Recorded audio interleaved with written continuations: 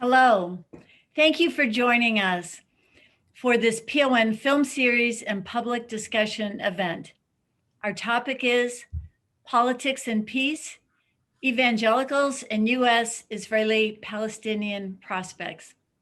My name is Susan Hackley, and I'm happy to welcome you on behalf of the Program on Negotiation, a consortium program of Harvard, MIT, and Tufts universities, and also our co-sponsors, the Harvard Negotiation Project and the Middle East Negotiation Project.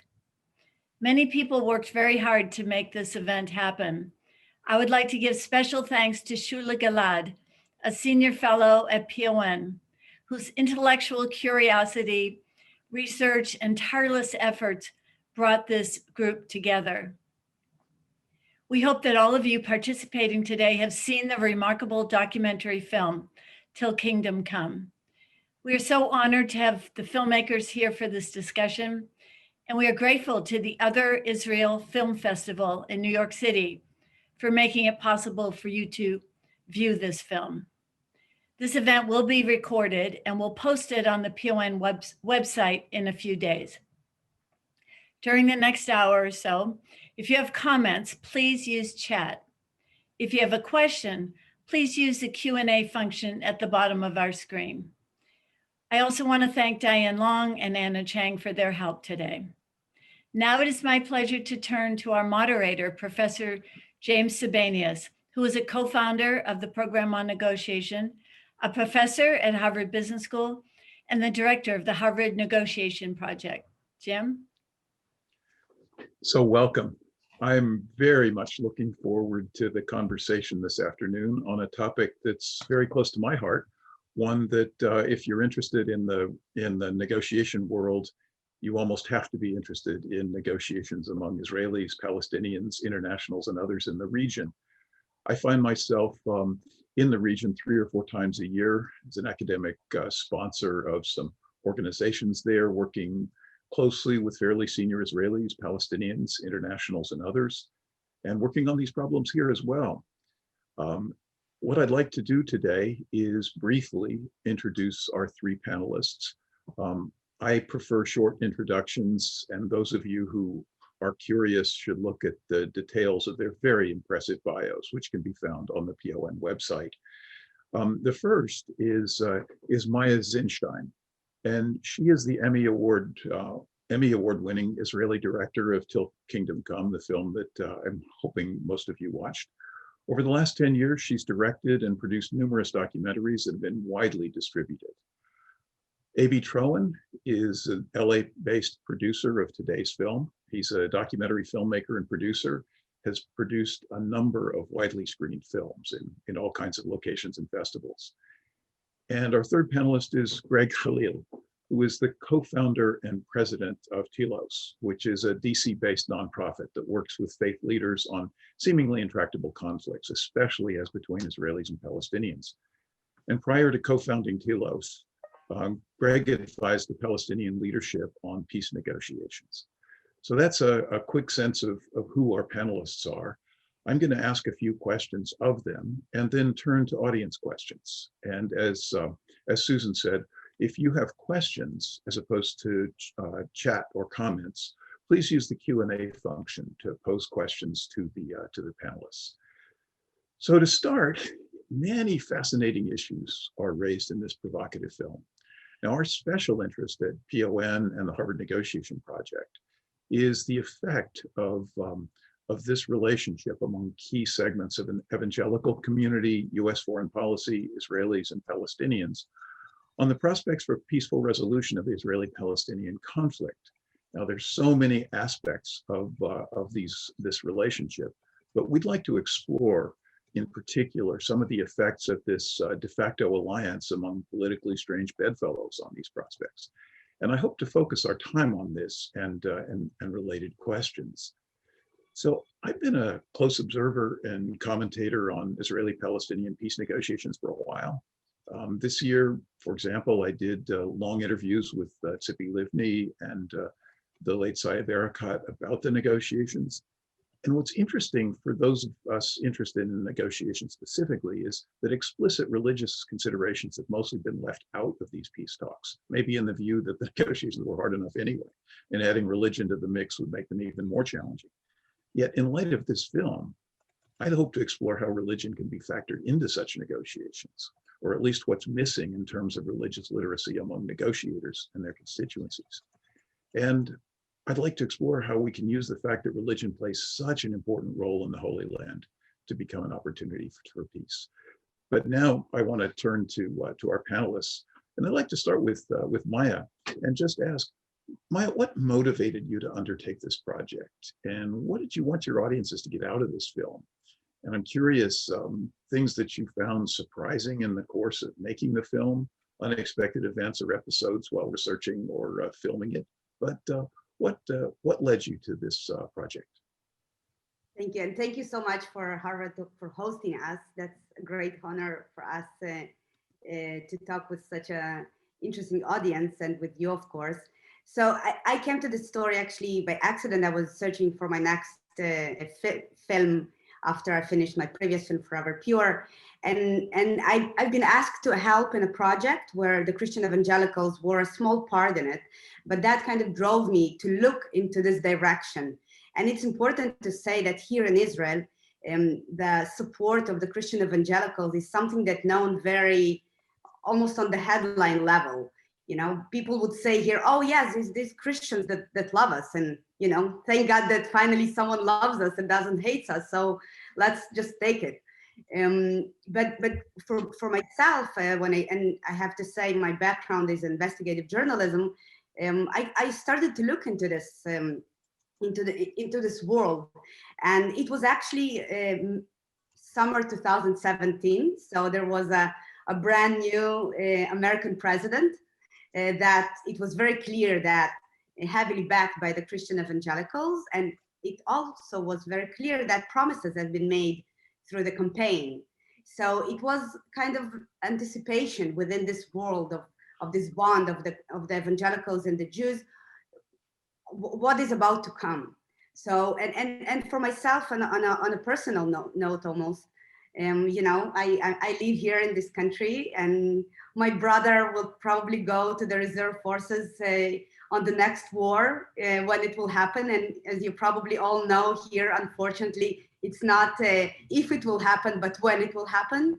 And of course, you know, I'm very much interested in the name of whom we're going to fight these wars, you know. And, you know, I'm a very much political person, you know, and it's very interesting for me who's having this influence here on our lives, on the lives of the Palestinians. So all that, you know, once I started to look into it, I understood that there's this massive power that is totally unexplored on the film level. And it's important to say that there are quite a few books that have been written about this, but most of the Israeli audience are totally not aware of that. And I thought that this is something that has to go into the very center of the discourse here. And of course, to open this story to worldwide as well. So it was a combination of me understanding that things are about to happen, and those who watch the film can see that we actually tracked the presidency of President Trump, action taken here in the Middle East. But yeah, when we started, it was a very early stage.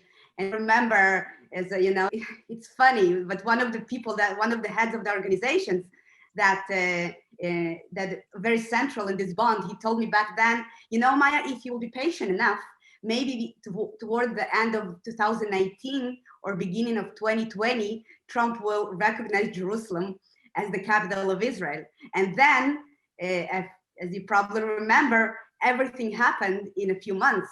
And when I met this person a year and a half later, he told me, you know, Maya, this is just unbelievable.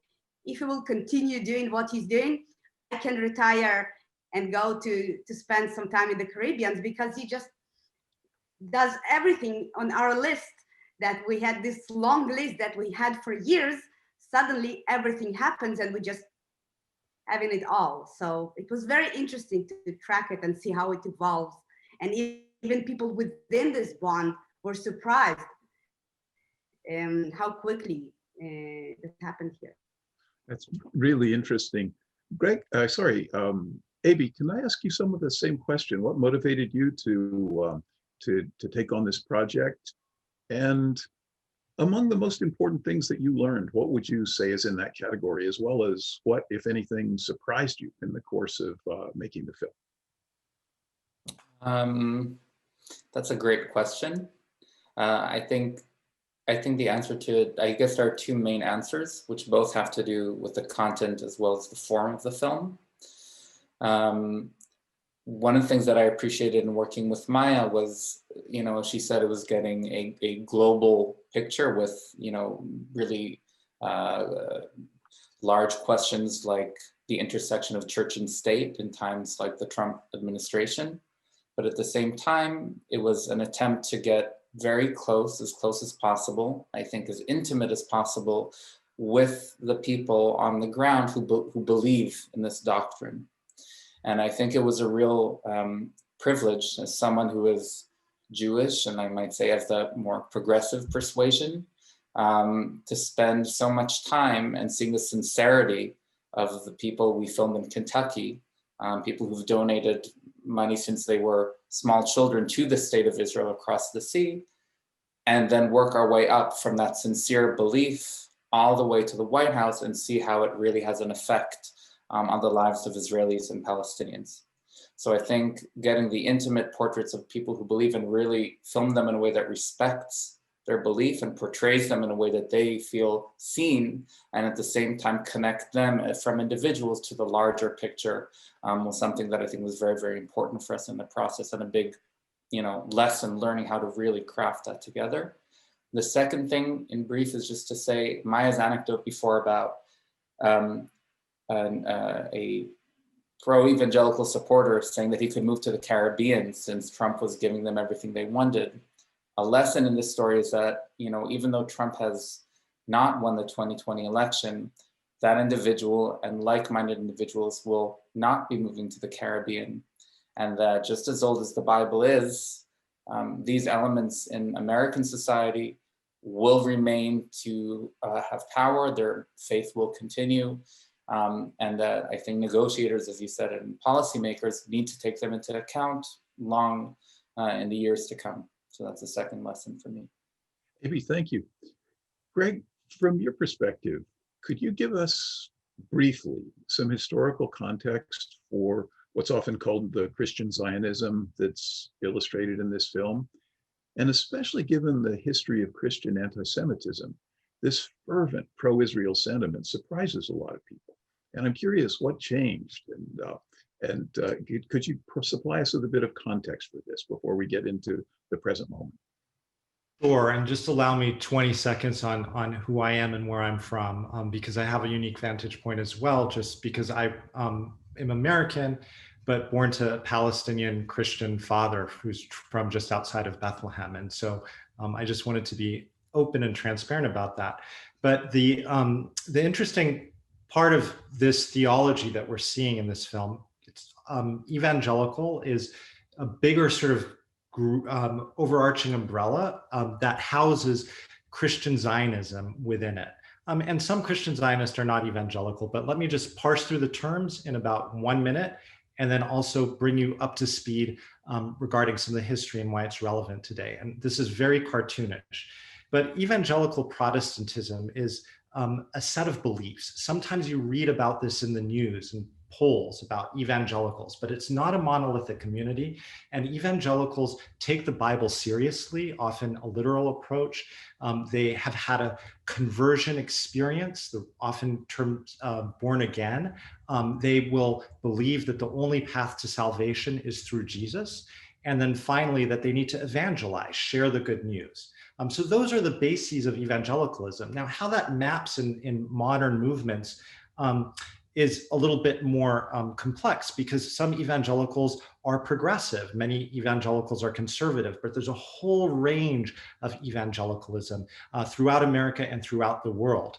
When we read about evangelicals in the press, we're often reading about white evangelicals, which is a subset of evangelicalism. Now, how Israel fits into this is a real interesting story that I became aware of later in life, even though I have a background as a Christian myself. But Christian Zionism is another sort of umbrella term for a variety of different perspectives on how Christians relate to Israel and the Jewish people. And most forms of Christian Zionism really started to flourish in the 19th century in Britain and were imported here. And they had a certain reading of the Bible, and I'll throw one word out there, which does not sort of paint all of Christian Zionism, but it's helpful to understand the brand that we see in this film. And that's called dispensationalism. So dispensationalism was born in 19th century Britain, theologian Joseph Darby, and anyone who's read the Bible, particularly Old and New Testaments together, knows how complex it is. And so he developed a way of understanding God's story, which divided it into 7 dispensations of time, beginning with creation, ending with the end times, and created an annotated version of the Bible called the Schofield Reference Bible, which became quite popular in American Protestant circles. And so early on, we saw this view of the end times of prophecy and fused with this idea that there would be a return of the Jewish people to Israel that would usher in these end times and ultimately Armageddon and Jesus's return. Now, what's significant there is I didn't realize this, even though I was on the negotiations and a student of this conflict until much later, but that as this arose in Britain, many of the figures that we're familiar with, like Sykes from the Sykes-Picot Accords, or Lord Balfour from the infamous Balfour Declaration, we can't speculate on their motivations. There isn't enough in the historical record, yet they were part of these dispensationalist evangelical Christian movements that were imported and evolved in the States, such that many figures in our current government, from Secretary of State Mike Pompeo to Vice President Pence, have a variation of this theology. So what we see in the film is really interesting because it's a very specific and dominant form of Christian Zionism. But your other question gets to something else about anti-Semitism, and just 45 more seconds on that, which is relevant, is because one story of the scourge of anti-Semitism that that's often left out is that many forms of anti-Semitism historically, and not just in the 20th century, had their roots in Christian theology. And so many Christian Zionists see themselves as sort of fighting back against anti-Semitism in some ways or another. Some Christian Zionists reject the end times prophecy focus and instead focus on an idea that Israel, the modern state of Israel, extends back to ancient Israel, and God's covenant with Abraham from Genesis still is intact today. And God promised to bless those who bless Israel, curse those who curse Israel. And so they're not preferencing the end times. They're focusing on this idea of blessing Israel.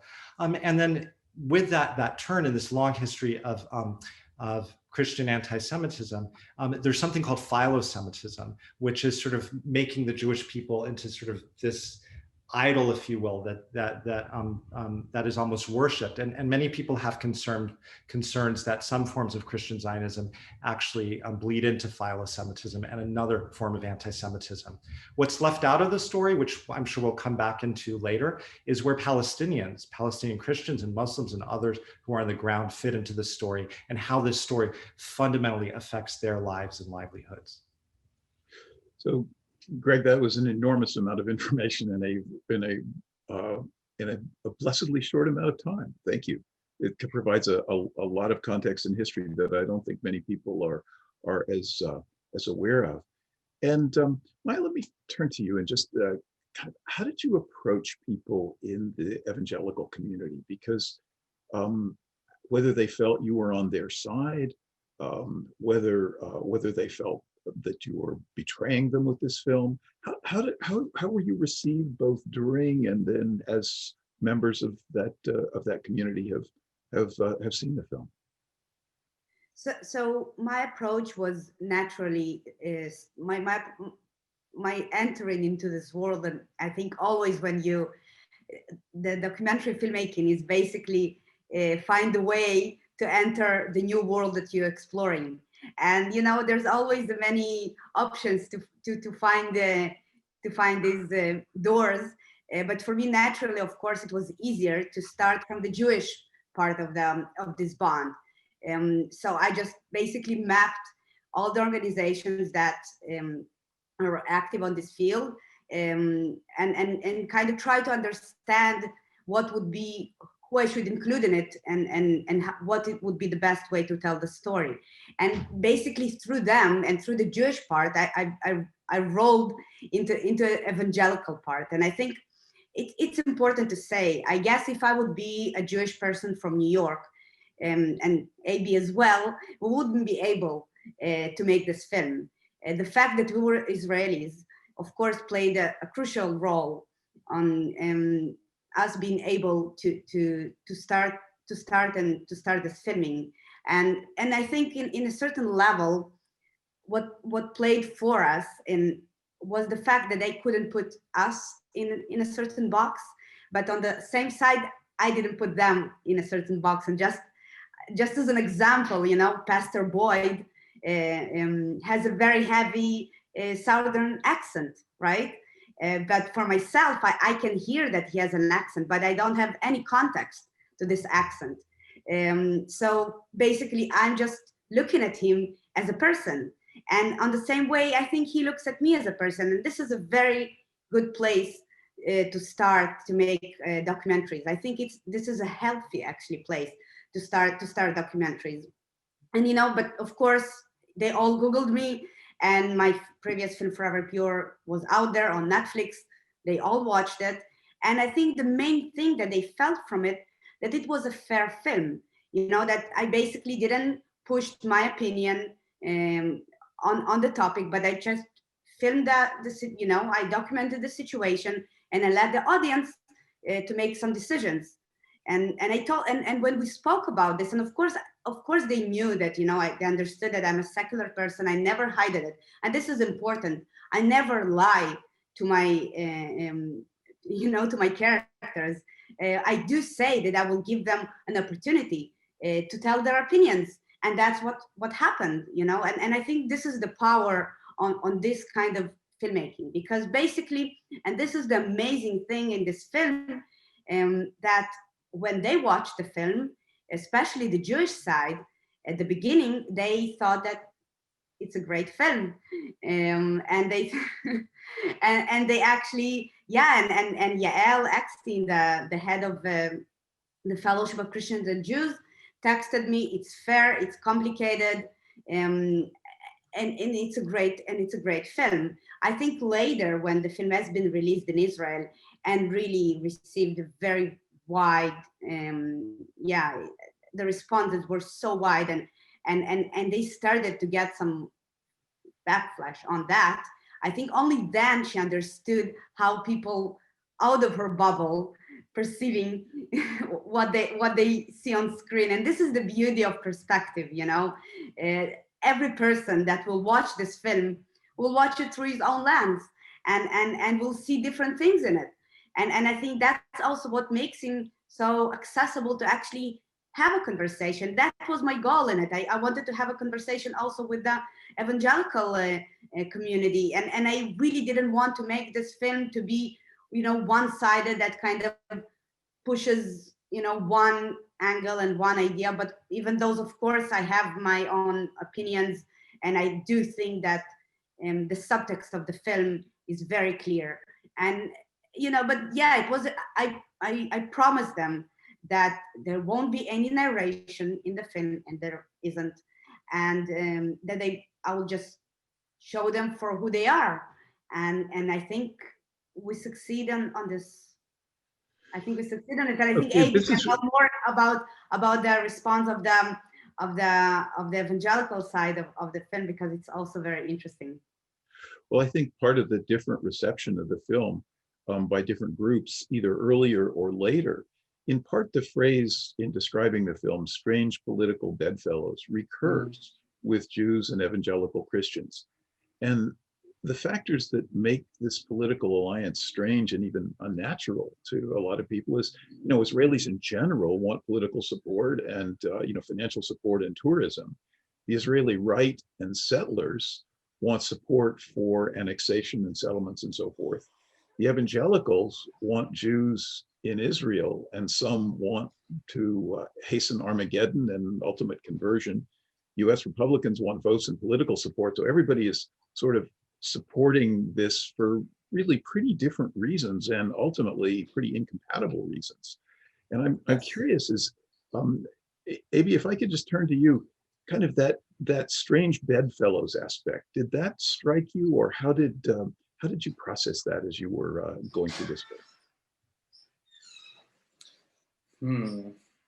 Well, I think it's an issue of strange bedfellows, but also coalitions and alliances, and where you put blinders on and how you use it and where you don't.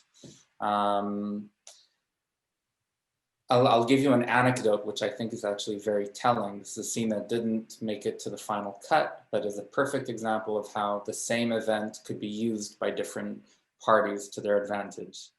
One of the scenes that Maya and I shot was actually Yael Eckstein, the president of the International Fellowship of Christians and Jews, meeting Benjamin Netanyahu at the airport in Israel and accepting a plane filled with 200 new immigrants to Israel from the Ukraine, wearing shirts saying thank you to the International Fellowship of Christians and Jews. So in this particular case, Benjamin Netanyahu was there because at that time he was running for elections and needed to show the Russian voters in Israel that he was there supporting people from the former Soviet Union. So you had a plane filled with folks from the Ukraine. That looked good for him. For Yael Eckstein, she was there doing a live stream video showing these immigrants coming off the airplane and said, look, biblical prophecy is coming to life. As was prophesied in the Old Testament, we are at the end of times. The Jews are returning to their homeland, right? And for the people coming off the airplane, they were new immigrants to the country. And sort of, I don't think any of the folks coming from the Ukraine really understood why evangelicals living in the United States would be interested in them. But there they were, paying for their t-shirts and for their bus ride home. So, the examples like this are numerous. The more extreme cases are events like the moving of the embassy in Jerusalem, where you would have an event where for Palestinians, this was a deep blow to their aspirations, and they felt that the United States had taken one side. For Israelis, it appeared to be a gift, right? Look, we have friends in America. But for all the evangelical pastors who we filmed, and again, Maya and I were filming deep behind the scenes at the embassy move itself, no one was seeing it through geopolitical eyes of the pastors we filmed. They were so thrilled and excited that here we are and the end times are nigh. So each person saw it in their own way. And for us, as flies on the walls, as most of the film is shot, it was just a fascinating experience and perspective in that sense. Yeah, that's very interesting.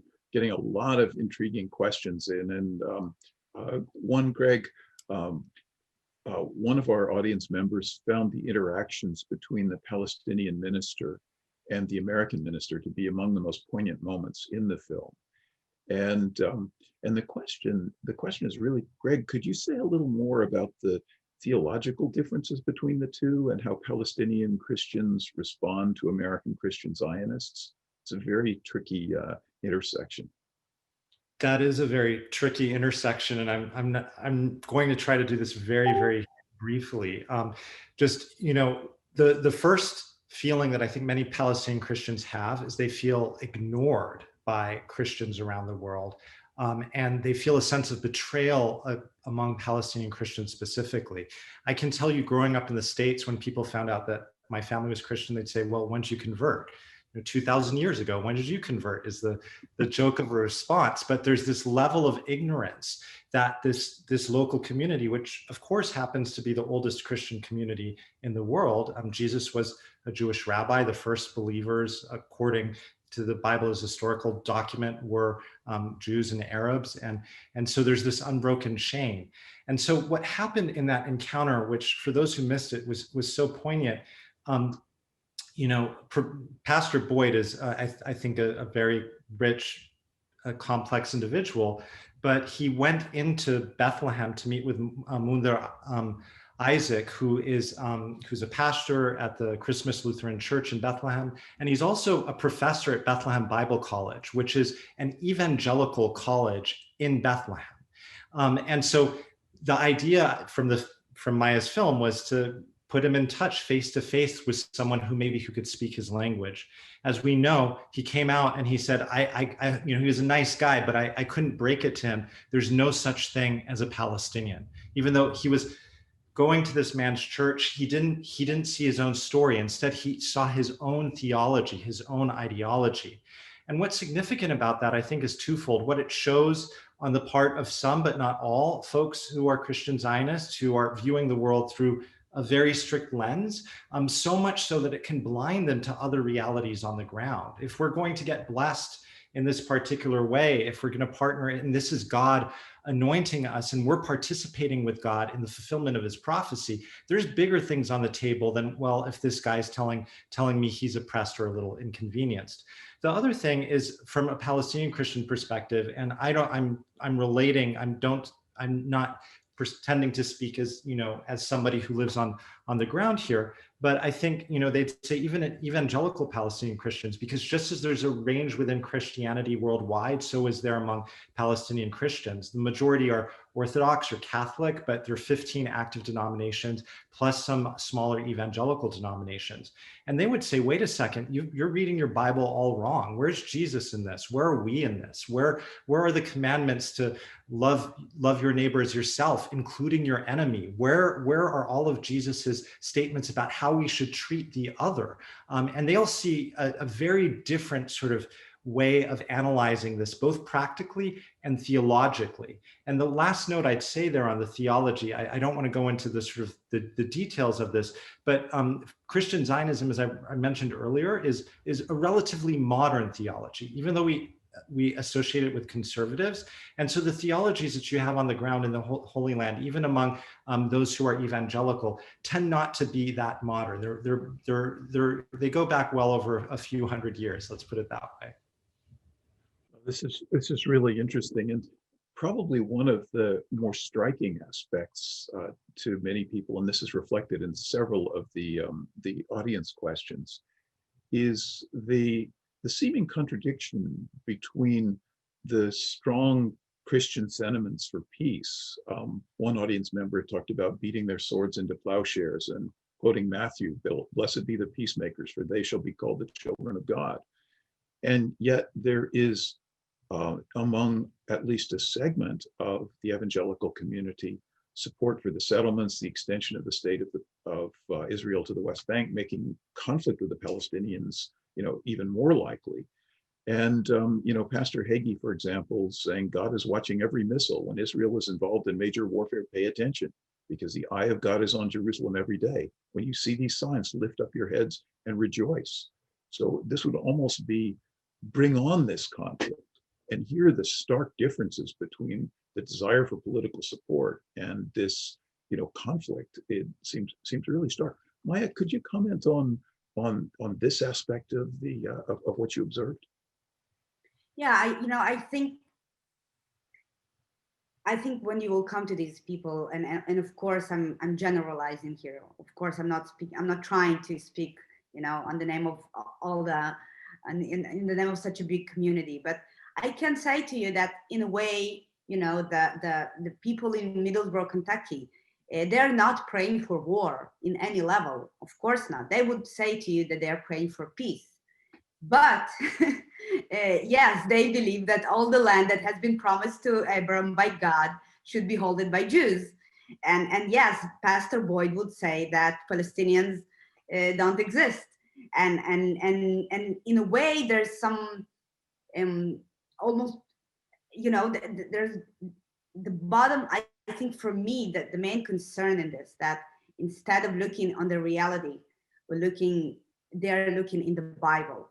And then in almost in a certain level, you know, they're not letting the reality to change their mind, because and that's something that bothers me the most, because, but yes, and on the other hand, you can't ignore the fact that every violence that happens here in Israel would be translated by them as part of the prophecy, and that's something that, you know, again, I'm very cautious about that, because and that's why, for example, the prophecy is explained in the film by Pastor William, you know, not by me in any level, but yes, this idea that there will be violence here in Israel before Jesus will come back. That's something that it's part of the prophecy. So they're not praying for violence in any level. That's not something that I saw.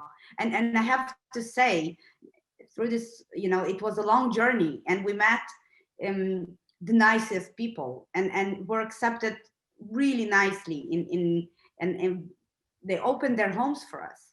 But there's still some,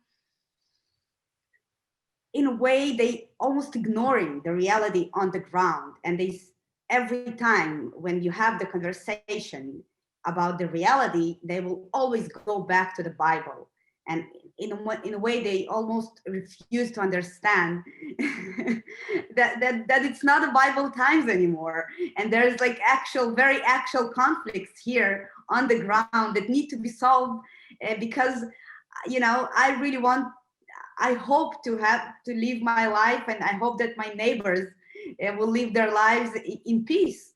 And so when they say we pray for peace, but on the same time supporting a very clear agenda that just keep Israel in the West Bank, and, you know, the fact that annexation didn't happen, to be honest, it was just a huge luck for all of us, and it didn't happen just mostly because of COVID. You know, because Benjamin, after AB and I finished filming in the White House and the event of signing the deal of the century, the people of Netanyahu posted on Sunday there is going to be annexation in 2 days, and then, you know, there was a very clear path to this, and so you know, and I'm terrified to think what would happen here if this annexation of parts of the West Bank were actually happening.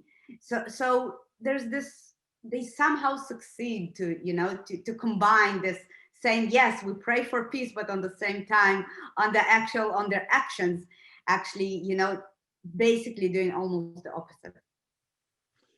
Now, this is interesting. There's so many good questions coming from the audience. One from our friend and colleague, Reverend Dr. Gary Mason in Northern Ireland, who makes the observation that during the Northern Irish conflict, many religious leaders, including many in the evangelical community, played an inclusive bridge-building role between the two traditions that were engaged in this bloody sectarian conflict. And any prospect for that here? And can the sort of depoliticalization or depoliticization of religion move in a positive direction? Let me let any of you who'd like to take a crack at that one go on. Sure. I definitely, I mean, I think it's possible. The problem has been, there's been a fusion of sort of, you know, faith and politics, whether it's with the conversation we were just having about evangelical, or Pastor Boyd's failure to see Munder as a fellow evangelical. He was viewing this lens. There's no such thing as a Palestinian. It's sort of more political talking point. This has also injected the negotiations, I think, in some sense. There were a lot of efforts to involve civil society, including faith leaders historically, but there was an orthodoxy among, I think, many negotiators to leave religion out, that this is too complex, don't complicate things. And what that meant is we often meant leaving religious communities and constituencies out who were shaping this. And unlike the situation in Ireland, Northern Ireland, many of the leaders that we brought in, fine human beings, fine leaders and great thinkers, didn't have real communities behind them. They weren't representing masses of people. And if you want to have successful negotiations, those negotiations need to be representative of the communities that you're actually talking about. And so I think that historically, two of the fatal flaws of the peace process were, one, not paying attention to the actual realities on the ground, what was happening with the construction and expansion of settlements, for example, but two, leaving sort of the involvement of key and representative religious folks out, whether on the ground there or in these international constituencies that play a role in the conflict. I think the good news is that both of those are actually are mistakes that can easily be remedied, whatever sort of peace process emerges in the future. That was such a beautiful answer. I have just a couple quick anecdotes that, as I think from the filming process, that are relevant to this, and actually follow up quite nicely what you said, Greg. First of all, in the film, there's a brief segment with Johnny Moore, Reverend Johnny Moore, who was on Trump's Evangelical Advisory Board. He introduces the evangelical community, and then we see him at the end of the White House. We actually had a very, very long discussion with him about prospects for peace in the region. And one thing that he said that stuck with me was that there was a great power for people across faith that they recognize in one another for having faith as a value in and of itself that somehow separates them from people who are secular. He said this is specifically important in the Middle East, where it might be more important, even if you're a Muslim, to speak to someone who believes in God, whereas someone else who may not. Whether this is true or not, this is something that he said was very much part of his way of viewing the world, and leaders like Mike Pompeo and others who were in the Trump administration, right? Where if we remember Pompeo coming to Cairo and holding the Bible in his hand, these are the sorts of elements which, at least for him as a leading evangelical, were on his approach to foreign policy. The second thing, this is just a small, myself, I'm not a religious leader, I'm just a documentary filmmaker, but I can say that, I grew up in a family of faith, and I just lit the Hanukkah candles last night, as I will tonight. And I think there's some element that all faith has to do with reconciling tradition or values that were relevant 2,000 years ago to present day. And this is true as a Jewish person. I can't speak for anyone else, but I can say that anywhere from Pastor Boyd, where his faith in God's promises to Abraham 2,000 years ago trumped his ability to see a Palestinian's suffering, but could also be extended to any number of questions in this. And I think that reconciling of faith and reality on the ground is just something that is inherent in this conversation and extends far beyond the negotiating table. I'm sorry, I just want to add something on that, because I do think that there's at least a certain involvement of religious powers in these negotiations. I can tell you, for example, that Pat Robertson told us that when Benjamin Netanyahu was in the talks with Yasser Arafat in the White talks, so when Clinton were trying to push Netanyahu to give up and has some progress on the negotiations, Pat Robertson told me that he met Benjamin Netanyahu during the negotiation, and as he told me, I encouraged him not to give up on any land. And that's something that personally for me, I have to say, this terrifies me, because to think that my prime minister is in any level influenced by an evangelical leader that definitely, all he sees in front of his eyes is definitely the Bible, and for sure not the very present. I think that kind of involvement exists, and yes, we saw again in our very eyes when Benjamin Netanyahu finished his conversation with President Trump a day before the deal of the century has been signed. An hour later, AB and I saw how all the leaders of the settlers walking into the Blair House to speak with Benjamin Netanyahu. This was the first meeting that he took after he finished his meeting with President Trump. So this involvement of these powers that has the access to the current leaders of Israel, this is something that I have to say, that's worries me. I think it's very dangerous. Well, it's interesting because this support, Pastor Boyd was very explicit in the film. I may not quote him exactly right, but he said, "We are the people who brought Donald Trump to power, and he pushes our agenda."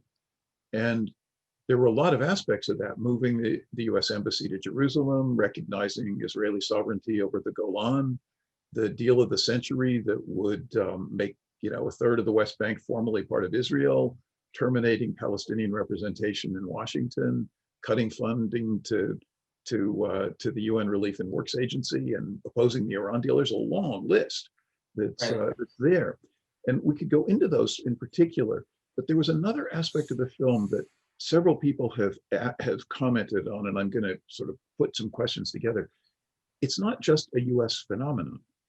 In other words, the evangelical movement is global, and in many respects, the fastest growing pieces of it are in Brazil and parts of Africa, elsewhere, not just in the US. And so I'd like you to speak, if you would, to the global dimensions of this, but also the generational dimensions, because I gather that with the younger evangelicals, there's less of a focus on the Armageddon piece of the story, and maybe some differences. I don't really understand those, but I'd be really interested if we could speak to both the international and the generational pieces of what you learned. And it was certainly part of the film that many of the audience are curious about. And I'll just open that to any of you who'd like to take a crack at it. Greg, you should start on that. Go for it, Greg. Sure. So first, generational within the States, and then second, global. And so speaking specifically about Christian Zionism, which many evangelicals are not Christian Zionists, and again, some hold this end times view, and then some hold a different theology, and in fact reject the end times view that you see in the film. I want to be clear on that. But among all Christian Zionists, Christian Zionism is on the wane. Right now, it's probably at its apex during the Trump administration. That trend can change, but the largest sort of growing segment within religious America right now is among the so-called nones, N-O-N-E-S, people who are religiously unaffiliated, and that tends to happen as you go younger. These are still people who believe in God, so they're theists, but they don't associate with any religious tradition. It's important to note that America is an outlier in the world for its degree of religiosity among wealthy nations. Well over 50% of Americans report daily prayer, which is just a total outlier among every wealthy nation in the world. So what we're seeing now, trend in the States, is that these kinds of theologies are diminishing, and younger evangelicals, whether it's on Israel or it's on other issues related to women's reproductive rights or LGBTQ issues, a whole host of issues, are engaging differently. There's a real movement to rethink what it means to be a follower of Jesus right now, that is taking younger people who are remaining within the tradition by storm. And so they don't resonate in the same way as their parents and grandparents did with this theology.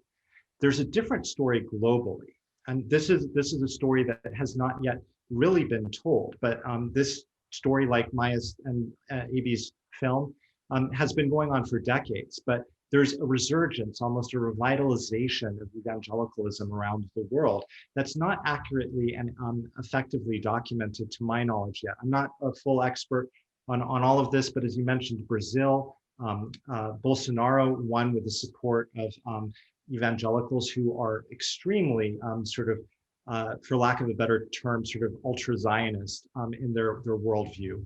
So Christian Zionism in Africa and Nigeria, sub-Saharan Africa, South Africa, even the Indian subcontinent, even within China right now, we're seeing a growth within the global South and other parts of the world in Christian Zionism. So the long story short is, it is the Holy Land, these communities that care, these constituencies that care. It's not a question of whether they're going to be involved, it's a question of how. And that's definitely a part of the future for many decades to come. Maya? I want to suggest on what Greg's saying by saying not on how. So, as an example, if you would go to any voting that somehow involves Israel, let's say some UN resolution in the UN, if you would see how the countries are voting, that's a fascinating thing. So of course, United States usually would be for Israel, but then if you will look into the other countries that on the way that they vote, usually the countries that won't vote against Israel would be countries that are having a big evangelical community. And that's extremely important because and we explored this direction and eventually decided not to include it in the film, but there is an organization that actually works, that creates Israeli caucuses in the parliaments around the world. As their head of this organization explained to me, he told me, listen, Maya, for example, in Philippines, there's 0 Jews, right? But you have a huge evangelical community. So we can make Philippines, basically make them serve as, as our ambassadors, right? And influence the decisions that Philippines making on Israel, that to shift it to be for Israel. And they opening these caucuses all around the world. And we filmed in some of the conventions that they're making in Israel, that they were making before COVID. And that's just fascinating because they're bringing these leaders from the parliament, from Philippines and from Brazil and from East Europe. And they basically teaching them, what are the important issues that they should go and promote internally, right? So what the interesting thing that they're making the issue of Israel, not a foreign affairs issue, but an internal issue of this country. So if the leaders want to be elected and they have a big evangelical community, they better to be supportive of Israel. Otherwise, they might lose the support of the evangelical community. And that's fascinating. And that's something that people usually, it really goes under the radar. And the second example that we can give is the other embassies that has been opened here. So basically when Trump opened the embassy, they hope to have this flow of countries opening other embassies. And there were just quite a few, but all the countries that decided to open an embassy in Jerusalem had a combination of big evangelical community and some support that they need from United States. So basically they wanted to be with Trump, right? And kind of show to him, we talk about Honduras and quite a few others, but also all these countries has a very substantial evangelical community. So these are just 2 examples of how this evangelical community around the world actually affecting already the what happens here, in maybe not in a direct way, but definitely on the diplomatic level. I think this is not well understood at all, and it's intriguing to bring this out. A question for both Aby and Maya, which is, in some sense, the left out parties of your film were either Muslim Israelis, which are about 20% of the Israeli population, and non-Christian Palestinians, who are mostly Muslims. And did you talk to them about their view of the evangelicals, and in particular their visions of Armageddon? I think the political side is reasonably clear, but how would they figure into your story? well, I don't know if we can speak on behalf of Yeah. the Muslim community. And I just feel that it won't be fair, you know? Okay. All right. No, but yeah, I can tell you that, of course, we thought should be done the Muslim community included in the film or not. And, you know, you're making many decisions. And yes, we thought that this story should be told the very specific story, you know. That's maybe the big difference between when you're telling a narrative story that has that all the parts of this film and all the characters has a certain connection, and when you're making, I don't know, when you're exploring this on the academic level, on as a book or event, like on the bottom line, I'm telling a story, and this is a specific story of the very strange bedfellows. So yeah, that's why. But I would never. I would, maybe Greg can. Yes, I did not. I didn't want you to speak on their behalf. I was curious if, in the course of making the film, that in I can those communities. I think yeah, that's of course. I think maybe I can speak to that just to say that, you know, I think it's interesting. The Maya, like to say, as we were starting to work on the project, that the one thing we did not want to do was bring in at the get-go an expert to speak about this community, if that makes sense. That we really wanted them to speak for themselves and present what they had to say in such a way, and this is important, that people of all sides of the spectrum, whether they live in Kentucky or they live in Bethlehem, would be able to approach the film and view it in that sense. And I can tell you that, you know, that meant excluding so many other parameters of people who are directly impacted by this. Bear in mind, you also have the Israeli settlers, but you don't have almost any secular people in the film. You don't have, aside from Munter, as you said, any Palestinians in the film.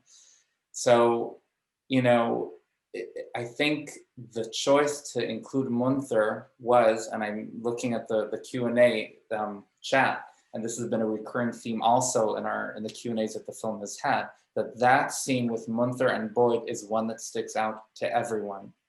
And I think for us, that was a testament that this approach worked, because Pastor Boyd, who again is one of the most fascinating and wonderful people that Maya and I met, again, with genuine faith, and the fact that people leave Q&As and say, oh, as a person, I felt I connected with him. And yet that scene with the Palestinian pastor is one that sticks to everyone. Pastor Boyd would never have met with a Muslim imam, if that makes sense. That would have come out of left field. He would not have met just with a Palestinian, but with a Christian Palestinian. That's where you could have a conversation. That's where you could reach a kind of depth from within the world that would still resonate with American, Christian, evangelical, Jewish, and Muslim audiences, hopefully. I hope that answered the question. I think this is very helpful to give that dimension, I think, both to your choice as filmmakers. And I think that the fact that you did not choose to film so-called experts, nor did you have a narrator, I think really adds to a combination of the fairness and the perspective of the film. It's intriguing. There are so many topics that people have raised. The anti-Semitic aspects of some of the allies of some of these groups. Of course, Greg spoke about some of the historical anti-Semitism that's associated, and it's come up. But in the few remaining minutes that we have, could I turn to each of you and really and ask something that we've touched on several times, but how can the fact that religion plays such an important role in this region become an opportunity for peace? In other words, in what ways might you see that? And we have only a few minutes left, but I'd be interested in your sort of top line the views of that. You know, I would say it's important to say I'm not against religion in any level, even though I'm a secular person. More than that, I think faith is actually extremely important. I would always say I'm not a religion person, but I have a faith in my heart. So and faith, you know, it's a philosophical idea. But I do think that when religion turns to be extreme, and when people start to see, as one of them said to me, Maya, Bible is a big book. You can find everything there, So yeah, you can choose probably what you concentrate on. And as Greg mentioned before, Boyd, when he goes to Bethlehem, as you can imagine, not by accident, I included there what he says, what the greatest commandment. Jesus, love your neighbor as yourself. Jesus taught us to love. And then he goes and meet this mother, and he just almost forgets everything, and he kind of prefers the politics upon some really core faith of the Christians, of really, and of the Jews as well. And this is incredible how the settlers, that they're religious people, and of course this amendment also exists for us as well, they don't love their neighbors as themselves. So I would say that if we would, I think religion actually can be very helpful, but I guess it depends on the people, what they're choosing from the religion, and not trying to use it to almost to make some political decisions that they're taking, to make them okay. That's so we're actually at the end of our allotted time, and so I know some people will have to leave, and those of us who want to stay for a little longer, you're more than welcome to do so. And I will be interested, Abby and Greg, in your responses to the same question, but also to respect the time that we did mention. And I again want to thank the Program on Negotiation, the Harvard Negotiation Project, the Middle East Negotiation Initiative, Susan Hackley, especially Shula Gilad, and the other Israel Film Festival. I don't want to really, those people and entities made this very rich and stimulating conversation possible. So we'll stay for a little bit longer, answer some more questions. Those of you who need to leave now, I hope you found this worthwhile, because we've gone from history to strange bedfellows to political conflicts, to just really the most important kinds of questions in a region that is on so many people's minds and is so important to them. So I'm going to declare a formal end to this, but we'll continue the conversation for a little bit further. And but Abby, let me turn to you with the kind of that same hopeful theme, if you will, which is the fact that religion plays such an important role in this religion. How do you see it becoming an opportunity for movement toward peace? Well, first of all, I have to say that I really think that is an amazing question in the sense that, again, this is our upteenth Q&A, and that's the first time I've heard it. And it kind of gives me goosebumps to even think about answering it. As I said, I grew up in a family where faith was an important part of life, and I have a tremendous amount of respect for faith. I think if I do the comparison, let me answer it this way. One of the things that was on our minds is, how would this film be relevant to an audience who is secular, not Israeli or Palestinian? Why would this interest them? What can we learn from it? And the answer, we told ourselves, was that this is actually a case study for the influence of faith and politics. So in other words, Israel is a case study which could be comparable to LGBT rights or abortion rights or any other host of issues where we see faith affecting politics in a way that could potentially be harmful to a group of people. And I think if I make that comparison, let's say taking LGBT rights, that one of the strongest pushes to improve, in that sense, has actually been voices from the faith-based community who say, yes, it is true that it might say in Leviticus that you must put stone to death, homosexuals. But we find other parts of the good book that are more important. And I think if we make that comparison to the issue of Israel, that is my hope. That actually having voices from within the faith say, you know what, there are so many parts to our theology, but if we could see each other as human beings first and foremost, that would actually have an enormous amount of power that would be relevant for secular as well as faith-based groups. And I would hope. Yeah, to rethink, to reframe, to look in these large religious texts to find possibilities in a different direction. It would come with a greater gravity, sort of like segueing to Greg, than a secular person's voice would have. Mm-hmm. And I guess I'm pleased that at least the program on negotiation thought that the implications for peace was a good thing. And I'm a little bit distressed that this is the first time it's come up. Greg.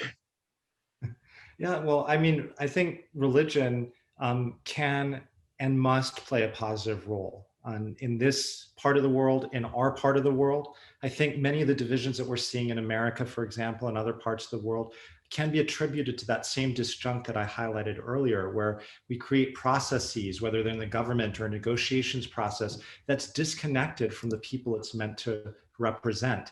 And religion in particular, as A.B. and Maya have highlighted, has a way to motivate and to synergize and energize people. And I don't mean that as a platitude. So specifically looking at evangelicals historically, you might recall that folks like William Wilberforce in Britain, an evangelical member of parliament, was, him and his small group of fellow evangelicals really helped push through abolition within Britain at a time when there were other evangelicals who had a theology that said that holding slaves was biblically sanctioned. We see the same thing in South Africa. We saw the same thing here in the United States in the religious movements. Not of the same tradition, but we always note Reverend Dr. King. And of course, he was a reverend doing this from a faith-based perspective and tapping into this deep well of energy. We have Gary Mason on the call, a pastor in Northern Ireland who helped push through that peace process with the necessary involvement of religious organizations and people and movements. And so I think the question then is how and what part can we play in this sort of revitalization and transformation? And I'd say two small things here. One is obviously there need to be some internal conversations. So within certain communities, like within Pastor Boyd's community, or within other forms of evangelicalism, which I'm quite familiar with, and they have a very different view on all of this. They're more, the lens that they view is very sort of Jesus-centric and focused. They're not focused on prophecy, which many see as allegorical or something that God may do in his appointed time, not ours. They're focused on the fundamental rights of human beings, whether they're fellow Christians or not. And that's a large part of the movement out there. And so there are these in-group conversations that need to occur. But I think for those of us who don't come from faith communities, I think recognizing that faith is realpolitik, that we are religious beings, that these movements shape how power is formed and nurtured and used in our societies, that we need to become religiously literate in a sense, not to understand the arcane theologies at play, but what communities are involved in the issues that we care about and why. Something that I found working on this issue is that it's not just these communities involved in Israel. We mentioned LGBT rights, women's reproductive health, climate change. If you think the world is going to end in any time now, why are you focused on the environment? All of these things intersect. So I just want to say that like religion is going to be a part of the way forward. And I think it's our duty to recognize that and not look upon that disdainfully or, wow, this weighs upon us. I think for Israelis and Palestinians in particular, there's an incredible source out there to tap that could in fact be beneficial. And one last perspective point here, very, very small, is just, with the Christian Zionist movement and its politicization over the last 40 years, I think you'll all remember President Bush, the first President Bush, George H.W. Bush, and James Baker, Secretary of State, evangelical Christian. There wasn't an organized Christian Zionist lobby in the way that there is today. So James Baker took perhaps the most confrontational approach to Israel and the US-Israel relationship. And whatever you think about his approach, he didn't have the same domestic political dynamics. That movement was built. Similarly, there are millions of Christians out there who can or do view this conflict differently and can engage differently. They just need to be organized. And so there's an opportunity there that those of us who really care about the fundamental dignity and security of everyone in that land and our own, that's an opportunity we need to seize. Yeah, you may one of the negotiators who we've interviewed extensively is Jim Baker, and his a statement that he made very strongly to an AIPAC conference that it was now time to give up and forget the dream of Greater Israel, which was not a politic thing to say, and may have even gone some way to cost George H.W. Bush the next election. But he was also he also convened after the first Gulf War the Madrid Peace Conference, and the first time Israelis and Palestinians in a multilateral conference were together, and you could see that in a different era. There are in kind of this overtime that we're in, and I appreciate your being willing to stay for a little bit longer. A fairly insistent theme in the Q&A and in some of the chat is that of anti-Semitism. And let me just read you a couple of the questions. That how do people like Pastor Jeffries and others reconcile their warm support with Israel with what are clearly anti-Semitic preachings? And another comment, how do you propose to deal with the disavowed anti-Semitism that's one of the larger elephants in the middle of the room with the evangelicals in the film? You've talked about the personal interactions that you've had, but what's your perspective on this phenomenon, which, whether it's the evangelicals or some of, for example, in the US, their alt-right allies, is quite explicit? How should we think about that? Maya, let me just turn to you. Yeah, it's very interesting because back then in summer 2017, when I just started to explore this topic, so the first thing that was very clear that everyone were telling me that they love me. So I said, okay, so let's make a film about love, because that sounds what it is. Every time I was meeting Christian evangelicals, the first thing he would tell me, I love you. And that was an interesting, almost a philosophical conversation that AB and I had, and I had with them, because I came to them and said, but what it actually means that you love me, and also how you can love someone if you don't know him, right? Love is something much more, it's a deep feeling. And there was a very nice evangelical, he was very honest, at least with me, because I asked him the very same question. I told him what it means when they tell me that they love me. And he said to me, listen, Maya, you need to understand.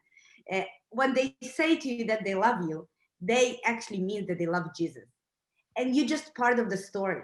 And there's no other way. So basically, when they say to you that they love you, it means that they love Jesus. And you just don't understand it.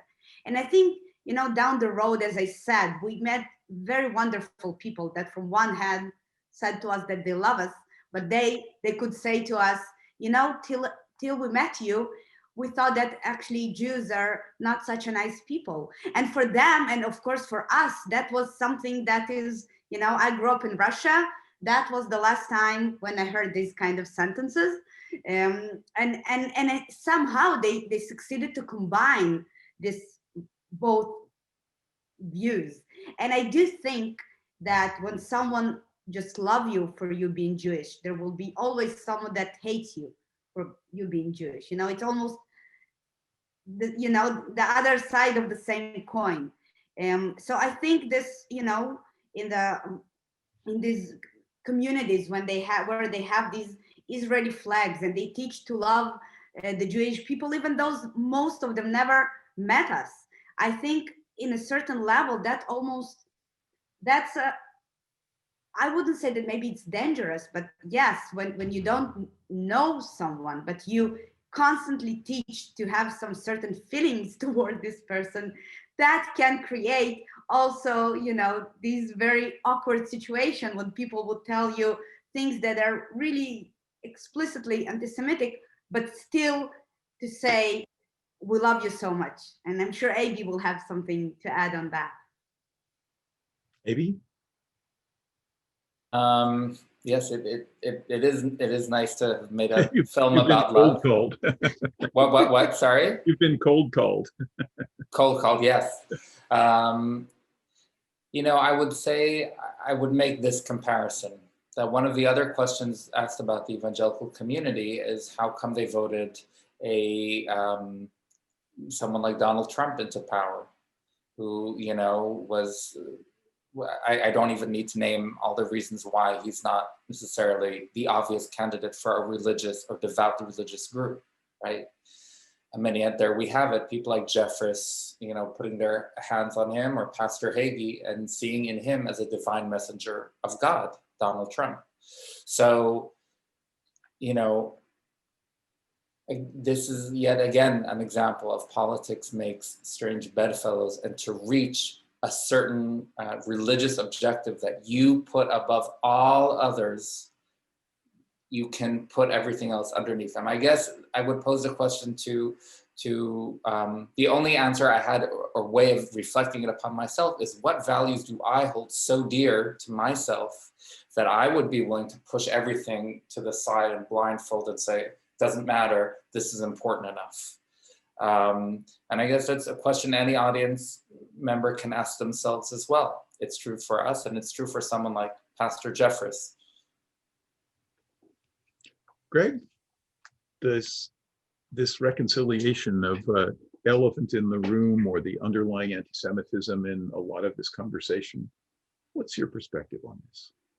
Well, I mean, I'm an outside observer on this, but I'll share two things, perhaps one a little too esoteric. The first is that I do think that ultimately Palestinians and our drive towards freedom is linked very much with the desire to rid the world of anti-Semitism. These are not opposed sort of battles. These two things we have similar enemies within our societies. And I know that may sound a little strange to say, but I think the root cause of anti-Palestinianism, anti-Semitism, and a lot of these things, I'm not trying to equate them at all to say that they're the same things, but I think they're connected.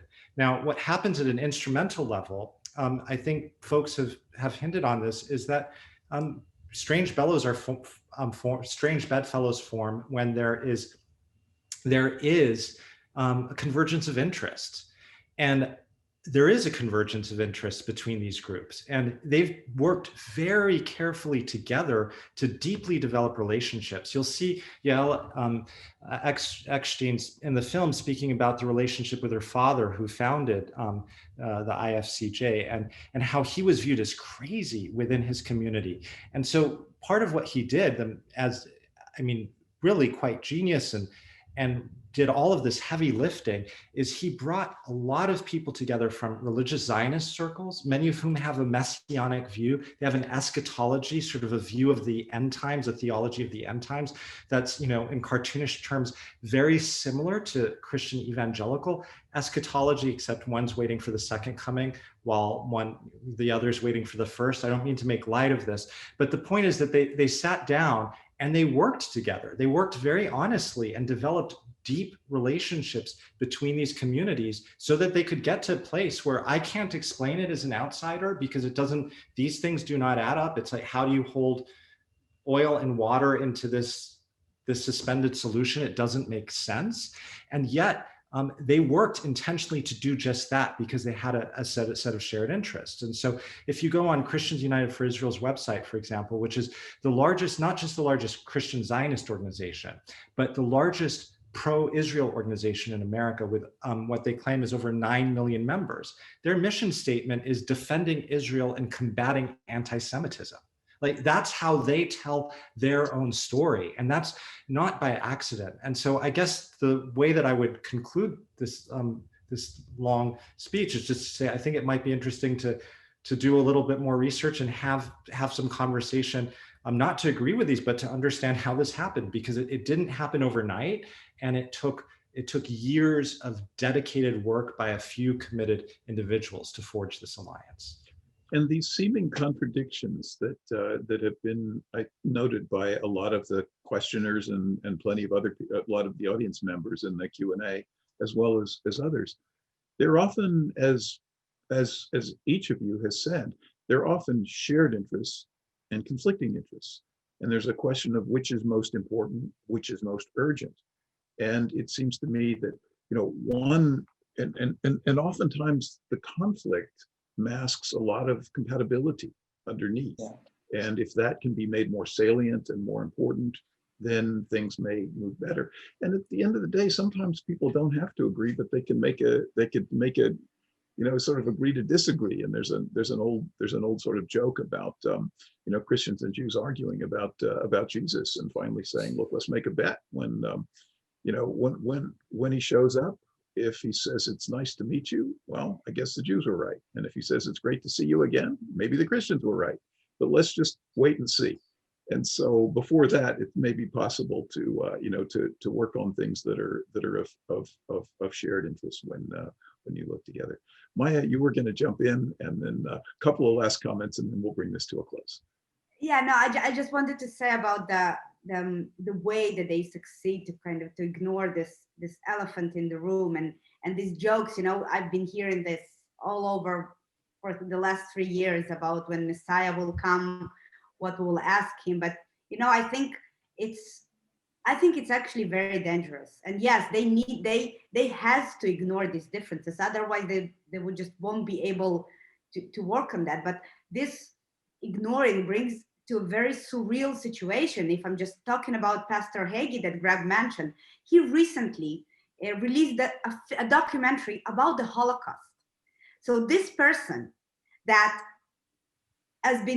in the film says that Hitler was a hunter, which is just unbelievable thing to say. So anti-Semitic, basically said that Hitler was sent by God. That's what he's saying, right? In order to have the Jews go to a central place in Israel. So it was a divinely inspired abomination in the eyes of virtually everybody. Yes, he's basically saying that Hitler was part of the prophecy almost. So this person that says these kind of things today, he's first considered by the Prime Minister of Israel as the best friend of the Jewish nation, and secondly, he's now taking our story on the Holocaust and tells he's not only fighting anti-Semitism, he's participating in the conversation and on the way that we will remember that goes to really unbelievable level that really starts from this point when we'll just close our eyes on the differences and we'll make a joke about what will happen when Messiah will come. But that actually this joke has a very huge influence on our very present before Messiah will come, and when and in a way the state of Israel almost replaced the American Jews with these new allies that will support us till the end, till kingdom come.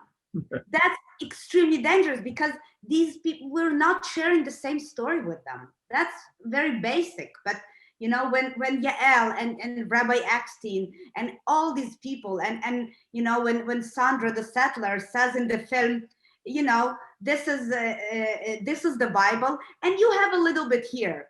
This is just unbelievable. This a little bit here. This is Jesus. This is quite big, and this is quite a big difference.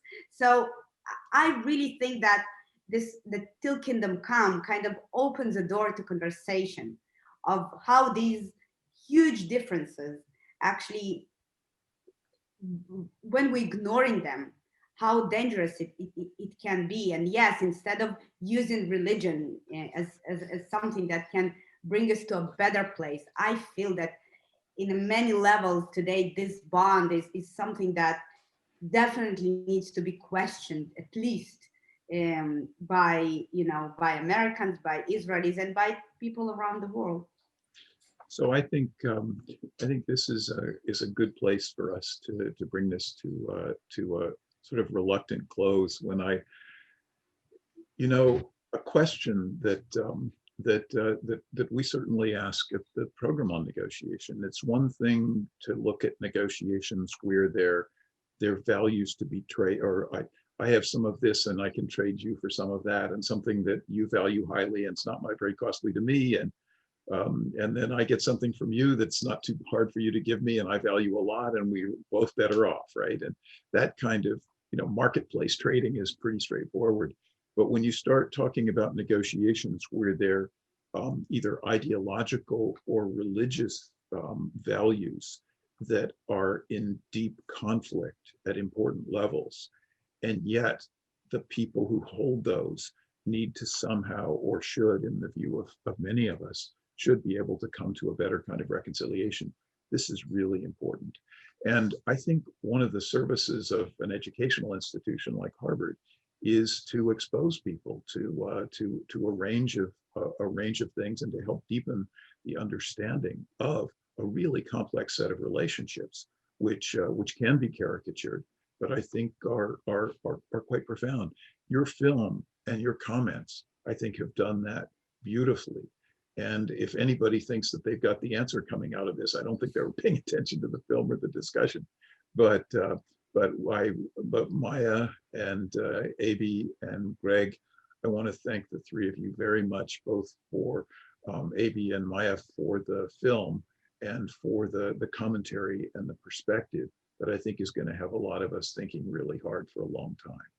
And so with that, I'm going to close this. But I want to thank you, the Program on Negotiation, the Other Israel Film Festival, and a very large and attentive audience, 160 of whom are still with us, which is pretty good. But thank you all. We appreciate it. And thank you so much for hosting us. Okay.